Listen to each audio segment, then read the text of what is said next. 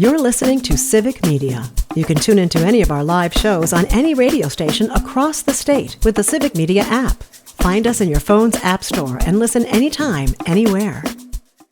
Good morning and welcome to Matt Nair on Air. Jane Matt Nair, Greg Bach, Calvin Butenoff coming to you live from our studio here at Radio Park in Racine. You can always join us, call or text. The number is the same, 855-752-4842. You can also leave a comment if you're watching on the live stream on Facebook, YouTube, and what used to be Twitter. Coming up a little bit later on today on the network, Maggie Dawn from 4 to 6. She is going to talk about fusion voting and what that could mean for Wisconsin elections. So join Maggie today in the 4 o'clock hour. She's going to be joined by our friend Angela Lang and Law Forward's Jeff Mandel and John Frankie, again talking about fusion voting later on today with Maggie Dawn from 4 to 6 p.m. Right now, we are joined by author Kathy Giorgio. Good morning, Kathy. Thanks for joining us. How are you? I'm okay. How are you? We are wonderful, thank you, and glad to have you with us. We wanted to talk to you. This broke a couple of weeks ago, Kathy, and we just now are able to get to connect with you. But here's the headline from Fox 6 Milwaukee with Brett Lemoyne with the byline, Waukesha North grad's books removed. Author wants name off Wall of Stars. So if you wouldn't mind walking us through what happened with Waukesha and the Wall of Stars in your books. Sure, I can. It's actually been almost a several-year process. I was very actively in the Waukesha Public Schools libraries, particularly Waukesha North High School, where I graduated from in 1978. My books were in the library from 2012 to 2023. I was often a presenter in the classrooms. I was in the creative writing classes, the literature classes. I formed a group through the Southeast Wisconsin Festival of Books called Authors in the Schools, in which we sent authors all throughout the area in Wisconsin to visit with students. In 2020, I received a letter from Waukesha North saying that I had been nominated, and accepted to the Waukesha North Wall of Stars, which is for successful alumni in their fields and who have also given back to the community. I was thrilled. To me, that was just it's a big honor. It's a huge honor, yeah. And it's personal. It's someone who knew me when. So I accepted, of course, and it was during the pandemic. So the awards ceremony was out on the football field so that we could all be safe and masked. Sure. So I was there from 2020 on. In 2023, I received notice that there was an article in the Waukesha Patch saying that the Waukesha School District had done a sweep of their libraries, removing books that they considered questionable. It was the only coverage I saw of it. I didn't see it in any other news source. And I thought, well, they wouldn't remove me. I'm on the Wall of Stars, for heaven's sake. Right. So I called and I spoke to 2 different librarians who knew me, and they said, no, your books are removed with everybody else's. And I finally found out that the books that were removed were sent to an organization that sends books overseas. So apparently I couldn't be read in Waukesha, but they were more than willing to send me to other countries. So there's really nothing you can do when your books are removed other than complain. Right. Which I did, and I didn't really do anything. Well, then last December 2024, I was asked to appear and speak at the Waukesha North 50th anniversary celebration. And they suggested that I give copies of each of my books, there are 15 books, to the school library as a gift of appreciation. And I thought, great, something must have softened up somewhere. This is a way to get me back into the library. They want me to speak. Wonderful. So in January, I did speak at the celebration. There's photographs of me speaking at the podium with my books next to me and a big screen behind me that showed all the covers of my books. 2 days later, I received a phone call from the principal saying that the books had to go in front of the administration to be accepted. And I thought, uh-oh. But again, they asked me to do this. It took 4 months before I heard from the Deputy Superintendent of Curriculum and Learning that they were not going to accept my books because they want books in their library to have protagonists of the same age as their students, Okay. high school age students. All right. My response was, I was a student there. My kids were a student there. We have kid classes here at my creative writing studio who are from Waukesha North. And I know they are reading The Great Gatsby and they're reading Grapes of Wrath and other books that do not have high school protagonists. Plus 11 out of 15 of my books have high school students in them. So there was no response to that. Then a school board member emailed me and said, well, they like to have the books in their library to have a connection to their core curriculum. And I said, well, from 2012 to 2023, I was your core curriculum. Your books were part of the curriculum. Yes, I was listed in reading lists throughout all of the classes. Again, no response to that. And I also asked when I toured the library when I was there in January, there was a big section of Japanese manga and there were romance novels. So what part of those are connected to the core curriculum? No answer. I finally said, as a way of compromise, okay, if we don't put the books in the library, what if we put them on display? You have showcases throughout the school. They can be behind glass. Nobody can touch them. Right. Nobody can open them, but they can be on display. And they said they were not in practice of displaying books that are not in the library. So that's when I asked to be taken down from the Wall of Stars, because to me, it doesn't make sense to have me on this wall saying that I'm there for literature and have me be a role model, but not have my books available to the students.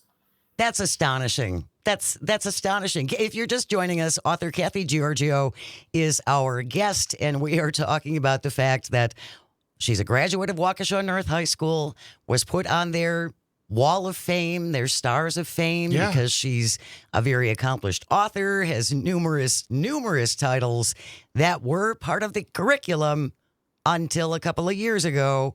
And Kathy, just give Tell me about it. Give me a moment. Jane, your hair's on fire. Your hair is on fire. Okay. So first of all, let's talk about what is so egregious in your books. What are your books about? My books do cover difficult topics, some of them. Some of them cover the topics of domestic abuse. Some cover the topic of rape and how we treat women who are raped, and that includes a discussion of abortion. I've written about grief. I've written about body image. You know, I do tackle some of the more difficult subjects. But these aren't. Are we just assuming that our kids know nothing about any of these things? Do we think that? We think our kids don't witness violence in their own homes? That's apparently the thought behind it, or we're trying to keep them from knowing about it outside of their homes. But I think it's important that they find literary characters that they can follow and learn from. And you would think, Kathy, and I would think, and I'm going to speak for Jane in this moment, I believe she would think this as well. In such a developmental time like high school, these very heavy and not light topics are best introduced, talked about, educated upon in a classroom setting where questions can be asked, where people can have discussions, and people don't have to feel afraid about talking about it. Like these books in a classroom setting are the perfect way to educate children on the world around them, what can happen, and what to do in these situations. But it seems like, and not just in this situation where the books are being banned, it's a group of people who say, nope, we don't need that. Don't talk about that. I'll talk about it. Don't tell parents what to do with their kids. We'll take care of that, which in most cases, they don't. They'd rather not talk about these topics and just, I don't know, roll with the punches, hope for the best. We'll see what happens later. Well, Yeah. it just really feels like we are embracing ignorance is bliss. Right. I think we are. And we aren't looking at the whole picture of what do kids go through during those 4 years in high school. When my books were in the library, I was contacted every semester by at least one, usually more, students that were doing reports on my books. And the most popular one was a short story collection called Enlarged Hearts, which is all on body image.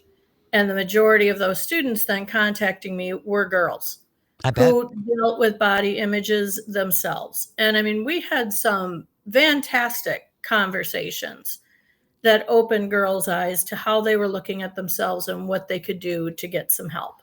I don't understand how that's dangerous, Kathy. I don't either. I don't get it. I just don't get it. And the other thing that I've said since these book bans and these book purges have been going on, for the parents who are banning these books, I want to see your book report. I don't think you should be able to ban something if you haven't read it yourself and written a little report on it. Right, exactly. And we've seen that too. We've seen parents waving books in the air that are so-called dangerous for their children, and it's that notion again, as I said before, encroaching on their rights as a parent to teach their children whatever they want. Which, by the way, I've always felt in the past. I went to school. My parents sent me to school and trusted the teachers to teach me a curriculum, but they wave these books in the air. And they say, ban these books. And when someone confronts them, they're like, well, I didn't read the book. I didn't read it. The cover just gave me the heebie-jeebies. There were gay people there. Right.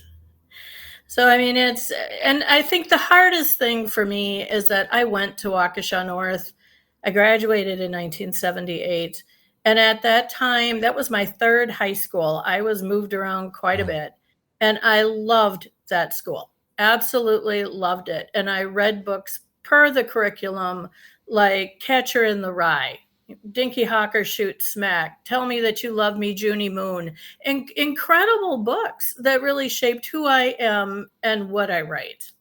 Well, and now it's not there. Yeah, and you raise such an interesting point. Their whole argument that they only want to have books that include a protagonist that is the age of their high school students. That's absurd. Then throw out every classic that there is. I mean, Correct. Except for The Secret Garden, maybe. If it's high school, then half the Harry Potter books got to go too. Those are young kids. I mean, I just the quote and the quotes are doing the heavy lifting here. Logic behind all this just seems really in the moment, especially since when you ask questions, Kathy, you get no answers. Right. We're gonna Nobody got answers. Yeah, nobody's got the answers. We're going to continue our conversation with author Kathy Giorgio. Stay with us. You are listening to Matt Nair on Air. This is the Civic Media Radio Network. We'll be right back. You're listening to Civic Media. Stay up to date on the latest news and information for your local community and Wisconsin by signing up for our free email newsletter. Visit civicmedia.us/email to get started. Good morning and welcome back to Matt Nair on Air. Jane Matt Nair, Greg Bach, Calvi Teeny on the board, coming to you from our studio at Radio Park in Racine, where you can join us. Call or text at 855-752-4842. Leave a comment as well if you're watching on the live stream on Facebook, YouTube, and what used to be Twitter. Coming up after the 10:30 news, Beth Hydorn from the Racine Zoo is going to be joining us in studio, so stick around for that. Right now, though, we are joined by author Kathy Giorgio, a graduate of Waukesha North High School. She was on their Wall of Fame. She's a very accomplished author. Unfortunately, they have pulled all her books from the curriculum because apparently there are things in there we don't want our children to know. We have a couple of comments on the live stream or on the text line, Kathy.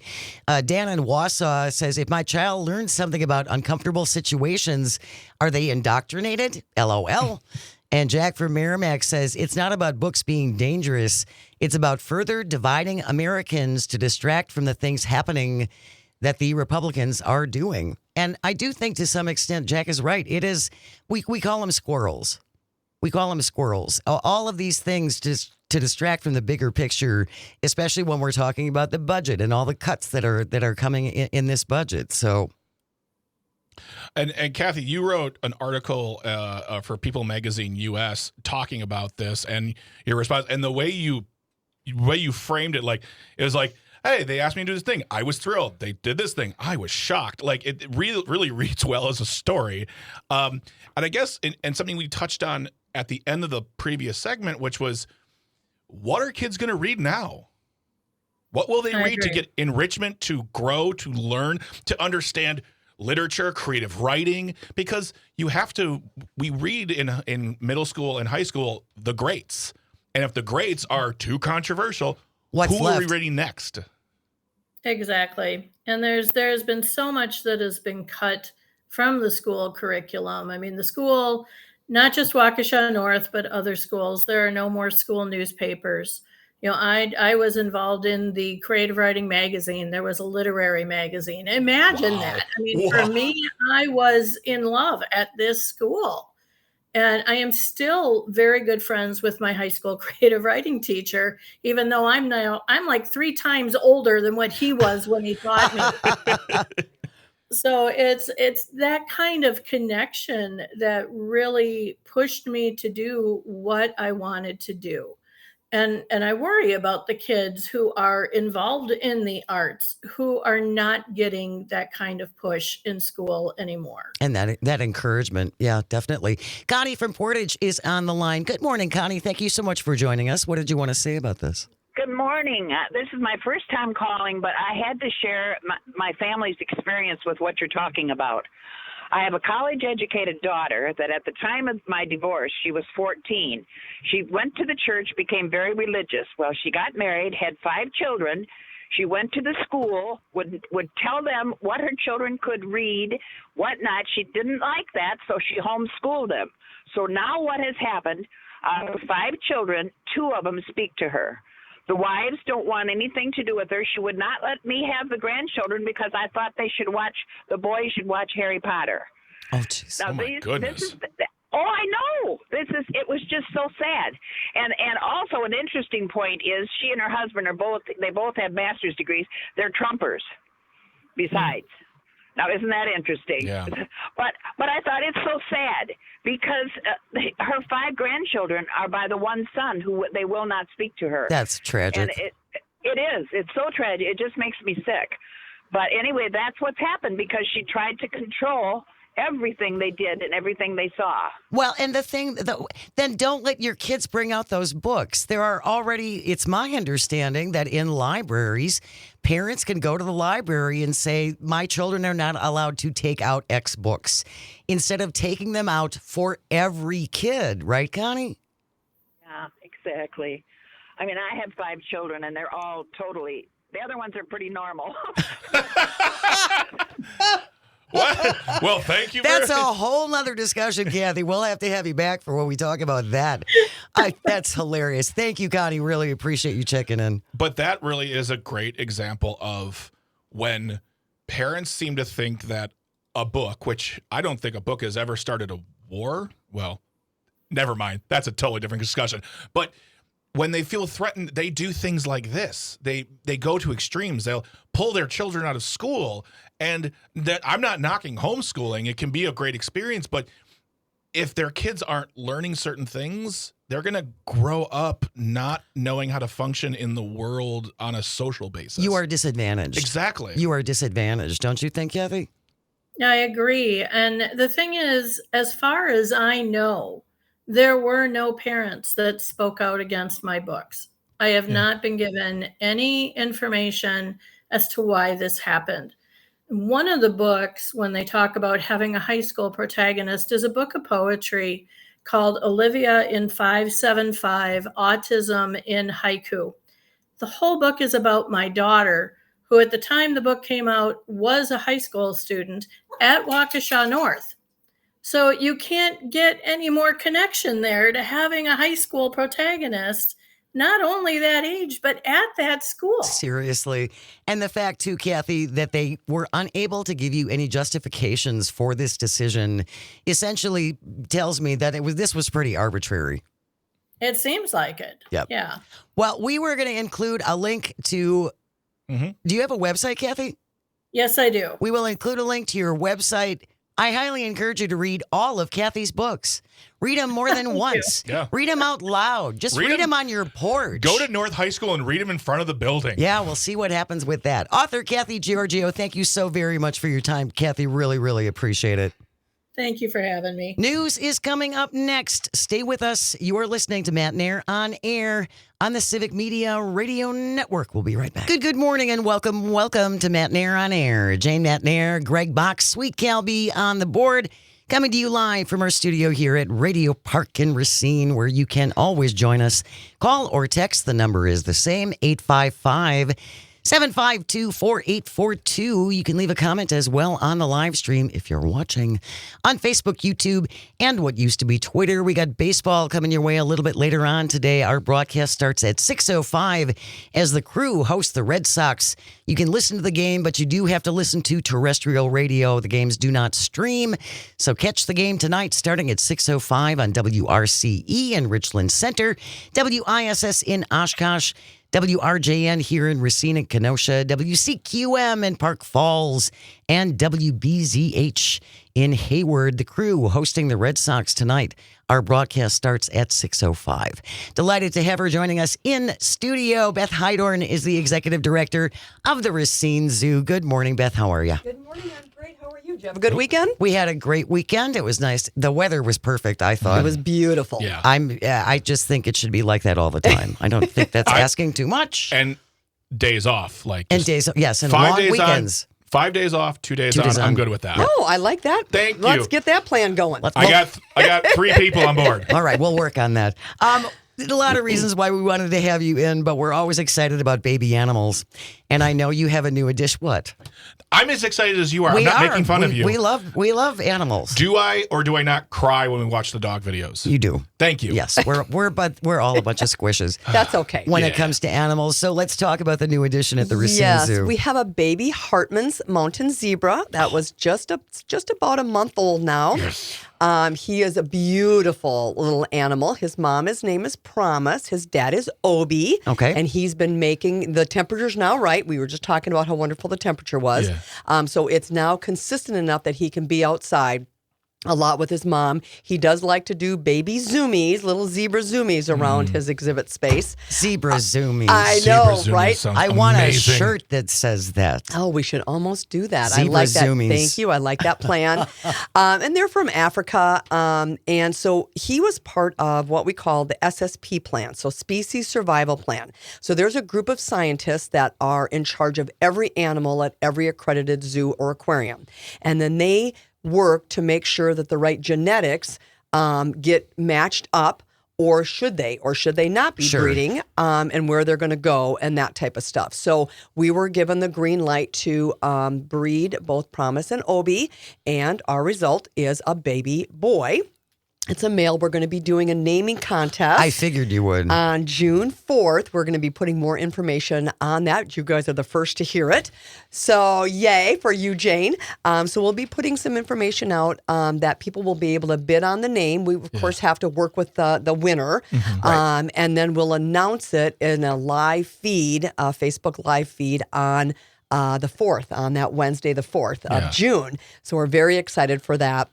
And we did that the last time we had a baby, and it worked out really, really I great. bet it did. I'm assuming you are giving people choices to pick from. No, actually, they're going to be able to choose the name with our guidance. Okay, You know, good. it can't be... Because you're going to get Zebra McZebraface. We if, could, If you and allow the public to We decide. would not do that one. The last one was named, the winner named it after their 2 children and then put both their names together and made one name. So that worked out really good. Those are the types of folks that tend to bid on our naming, but it would have to be a mutually agreed upon name.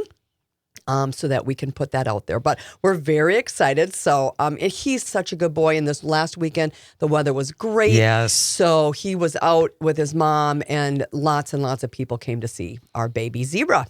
I want to see the zebra so bad. I know. Well, you can check our Facebook because his I'm gonna zebra go down there. his zebra zoomies have been on Facebook. Are But they- yes, you do need to come out. My only experience with zoomies with my dog. Are they like a dog where it's like the front legs come down, the butt goes up, and they're like, "Let's do this." I have not quite seen that behavior. It's more like, it's time to run. Yeah. Oh, it's time to run. And then he'll just do some zoomies around the exhibit space. Nice. If you're just joining us, Beth Hydorn, the executive director of the Racine Zoo, has joined us in studio talking about their new baby.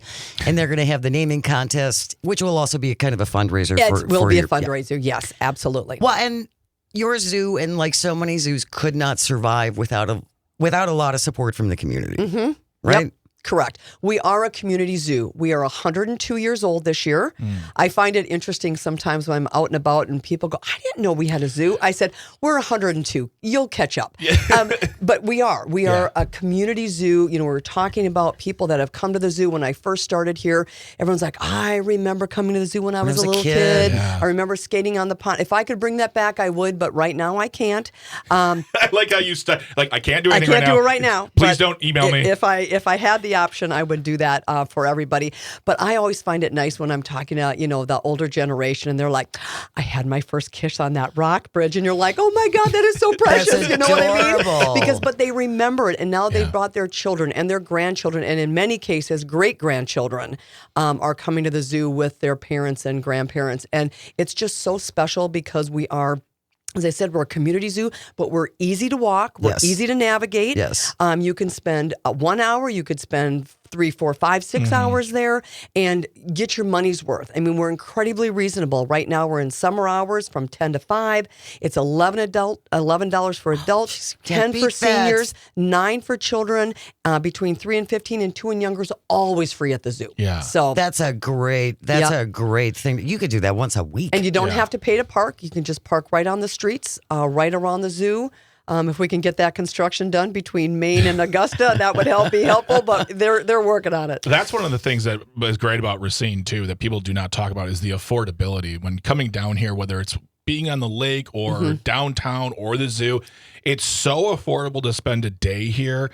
And I think, I don't personally have children, but I remember when my sister and her kids, like one of the biggest things that ever was the idea of a zoo pass and be able to, instead, because it used to be, if you're going to the zoo, we're packing up. We're there from open to close because we got to get value. You got to get your value. That's right. But that idea of being able to go to a zoo and spend a few hours and get your money's worth and see great things and then be done. And it's not a thing that it becomes. It's a really fun time. Right. And we do have memberships as well, starting at $50 all the way on up to $1,000, depending upon what you want for your family and what the value is that you want to get out of it. So it works out really, really great. We're at about 2,100 households right now in the area. So if you average 4 people per household, we're well over 8,000 people that are part of our zoo family. Oh, that's great. We just love it. Well, for the folks who might live in the area who are like, we have a zoo? I didn't know we had a zoo. Where is the zoo? The zoo is at 2131 North Main Street. So we're at the corner of Main and Gould, which is our main entrance. And you're really close to the lake. Oh my gosh, we're a block and a half from the lake. Yeah. And, so it works out really, really great. We actually get people that will come up from, we'll say Illinois. They come to the lake, then they go, we're going to go to the zoo. They go back to the lake, they finish their day, they go to dinner, and then they drive back to Illinois. So we're a great tourist area. We do a lot with the tourism department of Wisconsin.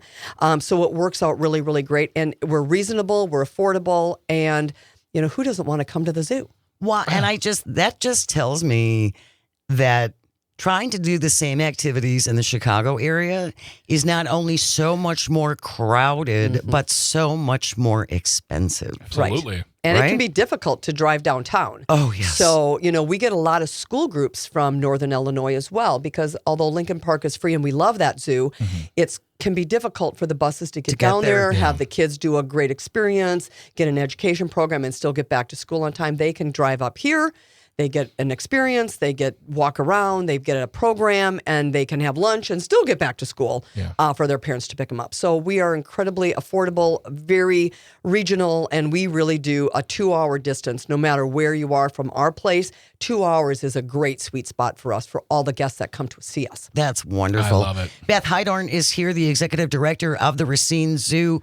Beth, Why are zoos important? Because zoos can be a little controversial. Some people say they should all run free and let them all run free. But there are very important and specific reasons why zoos have a place. Yeah. So we're a conservation education organization. If I had my way, some days maybe we shouldn't have a job because everyone would take care of the planet.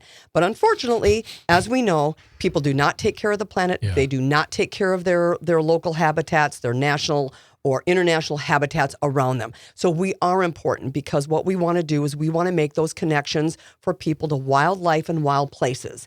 And that's one of the reasons that we exist. We also exist to have animals that are endangered make more of their own kind. There are animals that have gone extinct in our lifetime that we may or may not have even known existed because we don't know everything about the world. Mm-hmm. We don't know everything about the terrestrial. We certainly don't know everything about the aquatic world and the depths of the ocean. Right. So our job is to make sure that we make those connections because we want people to become stewards of the planet. So when those little kids that come to a preschool class and then they become a volunteer and then they start working for us or they go to college and then they come back and work for us, that continuing education of the intricacies of the natural world just warm my heart.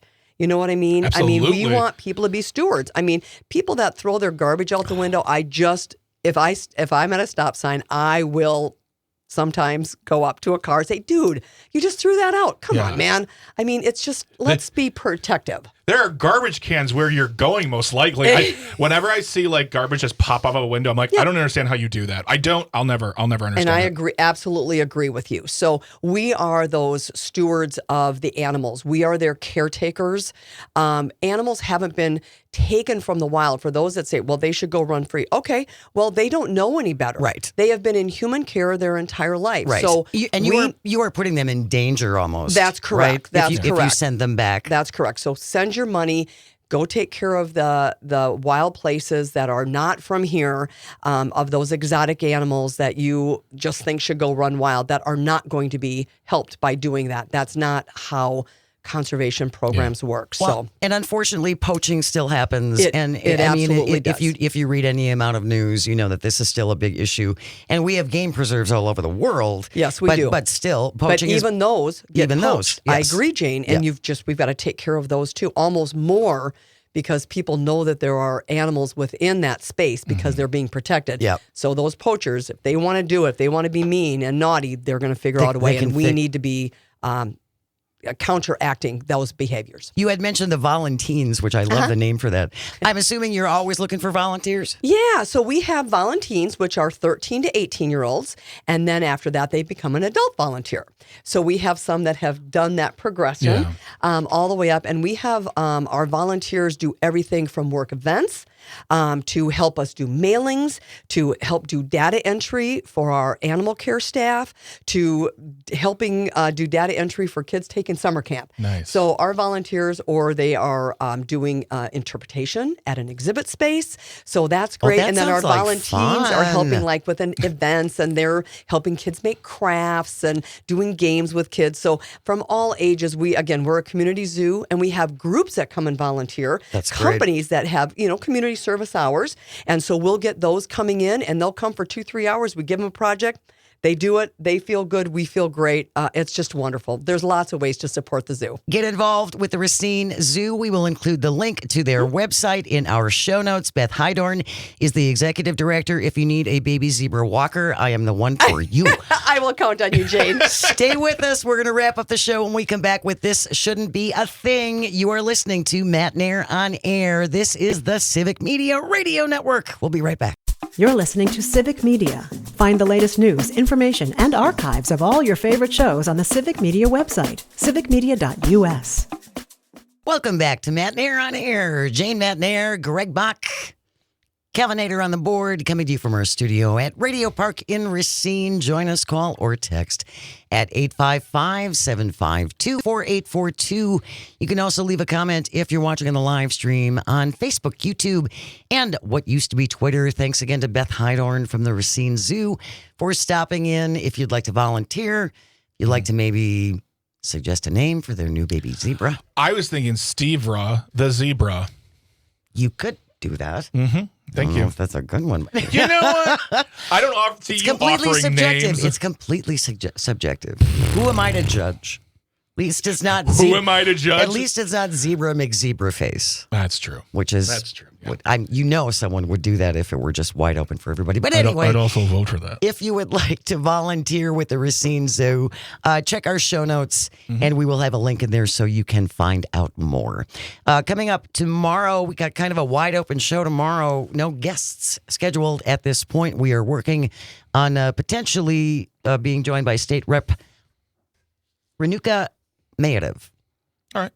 to talk about childcare. Yes. And the Democrats have come up with their own suggestions since the Joint Finance Committee and essentially Robin Voss and the rest of the Republicans seem to think that our childcare is just fine in Wisconsin. Just be younger, work more, and Drop out of the workforce, would grandma, ya? grandpa, aunts, and uncles Step up. step up already. My Step it up. goodness, you lazy people. It is 10:54 Calvin. That means it is time for...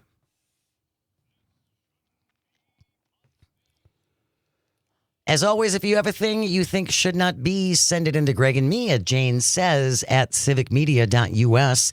This from Eyewitness 7 News. Calvin found this one. Evelyn Holmes with the byline. The headline reads, "Cleanup continues after leaking propane tank explodes in box truck." Now, the reason we wanted to include this is because of the video element. Somebody's Ring camera actually caught this. Yeah.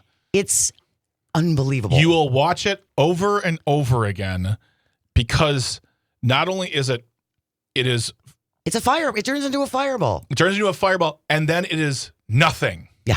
It's here it is, and now it's gone. And the driver sustained minor injuries. It's astonishing. It happened in Addison, Illinois. Repairs and cleanup just starting in Addison after a leaking propane tank exploded in the back of a box truck. It happened on Saturday morning. Somebody's Ring camera caught it. Yeah. No one was hurt. The driver escaped serious injury and walked away. The entire back of the truck is gone. Yeah, it's not like it's not like a movie explosion. It almost looked like a stunt, if you will. Yes. Like It it was really like, did. like the box portion of the truck was made of some material that it just disappears. Yeah. And there's a car sitting there in the driveway where the Ring camera catches it, and it looks like it wasn't even bothered. Like nothing happened. Well, it's that the owner of that car is pretty lucky because Yeah. there were some big panels that blew off the side of that truck that just missed that car. Yep. But yes, investigators say they think a propane tank that was being carried in the box truck was leaking before it went boom. The truck belonged to a truck rental company, which has a strict policy in their agreement about transporting anything flammable, explosive, or hazardous. That's going to be a problem. A spokesman has confirmed the customer that was renting the truck was moving household and personal items and also apparently a tank of propane. Jesus God. There was surprisingly little fire, but the force of the blast did damage several nearby homes. Yeah. But luckily, no one walked away. No one one got was carried hurt. away, I guess you should say. Seriously, that driver walked away from this. It just made me remember that I left the gas on the grill. It's fine. It's not being started. But now I'm thinking about propane and like propane products, and we're gonna have a. Well, don't put it in the back of your car. Well, but that's the thing. So when we would move, we'd always put the propane in the car because you can't put it in a U-Haul. You can't put that stuff in those trucks. So it's always that stuff goes in the car on the way to the new location because I'm not going to pay for a brand new truck. And make sure it's turned off. And this right here is proof why my decision was right. You want to look at the video. Oh, my gosh. It's pretty astonishing. Yep. Greg will have that in the show notes in just a second. You can always find our show notes at civicmedia.us. Just click on shows at the top, go to Matt Nair on Air, and click on that. And then we have an archive of at least 100 shows if there is something you would like to go back and listen to. That wraps up today's episode of... Thank you, Greg and Calvin, and all of our engineers. Without you, nothing works. And thank you most of all for calling and for texting and for listening. It means the world. I hope you find some joy today and you have the chance to share it. Keep it right here. We have news coming up next. Todd Alba takes over after Tom Hartman from 11 to 2. Then Todd from 2 to 4. Maggie Dawn from 4 to 6. Pete Schwaba with Nightlight from 6 to 8 p.m. What a lineup. What a great lineup. And then there's great programming after that, too. Absolutely. My gosh. Don't miss out. Civic Media rules. Keep it right here on the Civic Media Radio Network. Have a great day. We will see you tomorrow. The national news cycle never stops, but it can be hard to find news about your local community. Civic Media is dedicated to providing quality local and state news coverage across Wisconsin. With the Civic Media app, you can get notifications about local stories that matter to you and your community. Find the free Civic Media app in your phone's app store and choose notifications from the menu to tell us what kind of news you want to hear about.